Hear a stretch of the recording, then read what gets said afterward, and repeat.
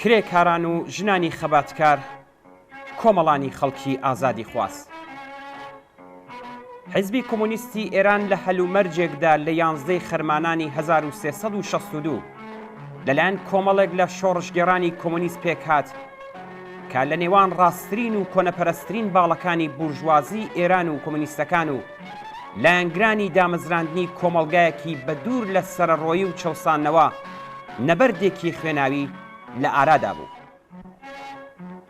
کادرە شێلگیر و شۆڕشکردووەکان بە بەرنامەیەکی کە لە کۆنگرەی دامەزرێنەردا پەسەندیان کرد بەڵێنیاندا تا بە کرێکاریکردنی حیزبی کۆمونیستی ئێران و لە ڕێگای ڕێخستنی خەباتی کرێکاران لە پێناو ڕووخاندنی کۆماری ستەمکار و چەوسێنەری ئیسلامی وەک یەکەم هەنگاو بۆ دەستپێکی بە سوسیالیستیکردنی کۆمەڵگا خەبات بکەن.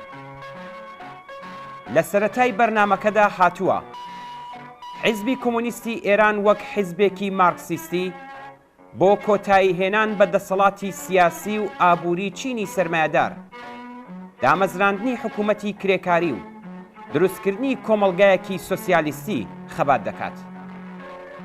کۆمەڵگایەکی کە بەڕێگای کۆتایی هێنان بە چەوسانەوەی ئینسان بەدەستی ئینسان و نەمانی دەوڵەت و تەواوی ئامرازەکانی هێشتنەوەیدا تێپەڕ دەبێت.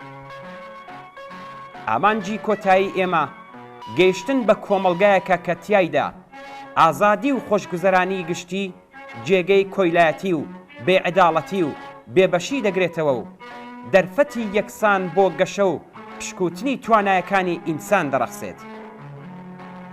کۆمەڵگایەکی کە تیایدا هەر کەس بە ئەندازەی توانایی خۆی کار دەکات و بە ئەندازەی پێویست لە ئیمکاناتی ژیان بەهرەمەند دەبێت و لەوێدا دەوڵەتێک بوونی نییە کە بەسەر سەری خەڵکەوە بێت و زنجیری کۆیلەتی و تاکەکانی کۆمەڵگا بە ڕابردووی چەوسانەوە، ستەم، خورافەپەرستی و نەزانینەوە گرێ بدات.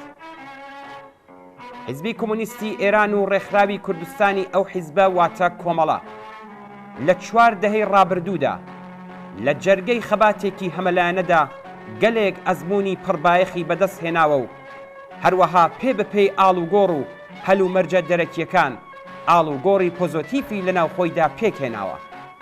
بەڵام یەک شت کە لەوانەدا نەگۆڕ بووە بریتیە لە وەفادارمانەوە بە بەڵێنیەکانی خۆیان واتە ڕووخاندنی کۆماری ئیسلامی و دامەزراندنی سۆسیالیزمە.